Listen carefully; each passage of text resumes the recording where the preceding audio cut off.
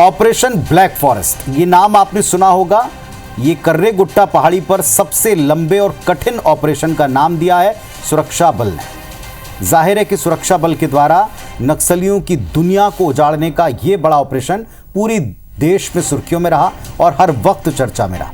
जिस पहाड़ी को नक्सली अपना सबसे सुरक्षित ठिकाना बना चुके थे, वो अब उजाड़ है। वहां नक्सलियों का सफाया हो गया है, वहां विकास को लेकर जरूर परचम लहरा रहा है। नक्सलियों के खिलाफ सुरक्षा बलों की इस कामयाबी का श्रेय बीजेपी, केंद्रीय गृह मंत्री अमित शाह, प्रधानमंत्री मोदी का नेतृत्व, प्रदेश की सरकार, उसके काम और फोर्सेस की कोऑर्डिनेशन को देते हैं। लेकिन इसी को लेकर विपक्ष सवाल दाग रहा है।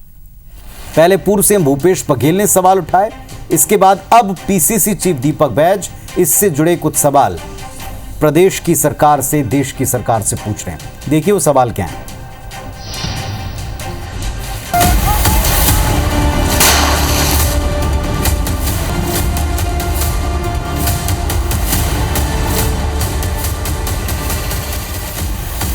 छत्तीसगढ़ में नक्सलियों के एक एक करके सभी गढ़ ढहते जा रहे हैं। जहां कभी पुलिस फोर्स तो क्या, आम लोग भी नजर नहीं आते थे, वहां सुरक्षा बलों ने पहुंचकर नक्सलियों का नामो निशान मिटा दिया।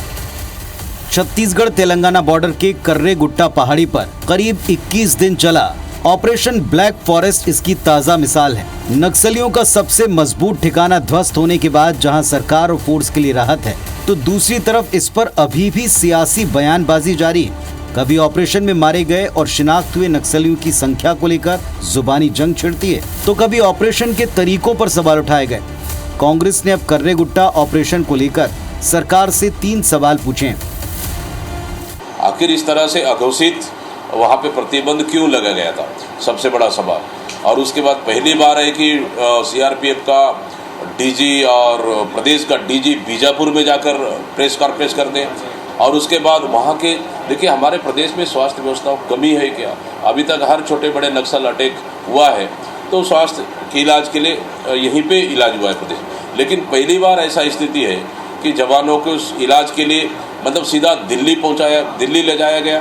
वहाँ किसी को प्रदेश को पता है ना लोकल मीडिया को पता है, पता तक नहीं है। बीजेपी से कांग्रेस की खींच करार दे रही है, कहती है कि जो काम भूपेश बघेल सरकार 5 साल में न कर पाई, वो साय सरकार ने 1 साल में कर दिखाया।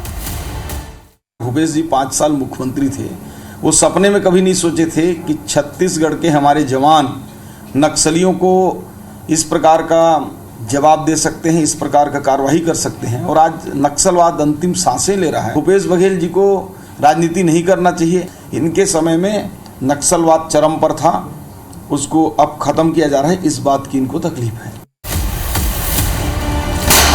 इसमें कोई दो राय नहीं कि नक्सलवाद छत्तीसगढ़ की ऐसी समस्या है जिसने राज्य के बड़े हिस्से को विकास और सुख शांति से महरूम रखा। सरकारें चाहे किसी भी दल की रही हों, नक्सलवाद नासूर बनकर सामने आया। ये भी तय है कि नक्सलवाद के खात्मे के बाद फायदा आम लोगों को, बस्तर को, पूरे प्रदेश को मिलेगा। और इसीलिए सरकार बार बार देश और प्रदेश को याद दिलाती है कि नक्सलवाद के खात्मे की डेडलाइन मार्च 2026 में तय है, जिस पर तेजी से काम हो रहा है। राजेश मिश्रा, IBC 24, रायपुर। तो इस वक्त ऑपरेशन कर्रे गुट्टा को लेकर ब्लैक फॉरेस्ट, जिसका नाम संयुक्त फोर्सेस ने दिया है, एक बड़ी प्रेस कॉन्फ्रेंस पहले तो फोर्सेस की तरफ से की गई, जिसमें राज्य के डीजीपी और सीआरपीएफ के डीजी समेत तमाम वरिष्ठ अधिकारी थे। उस प्रेस कॉन्फ्रेंस में ये बताया गया कि ये 21 दिन तक चला केवल 31 नक्सलियों को मार गिराने का एक ऑपरेशन नहीं था, बल्कि एक ऐसा पैरेलल सरकार चलाने का गढ़ ध्वस्त किया गया अब की बार, जहां तेलंगाना के बड़े नक्सल लीडर्स का एक तरह से राज कायम था। जितनी जनतानाएं सरकार की खबरें और तस्वीरें हमको मिली थी, उन सब के लीडर्स यहां बैठकर इसे चलाया करते थे और वो पूरा गढ़ जिसमें अस्पताल था, हथियार की फैक्ट्री थी, सब ध्वस्त हुआ है।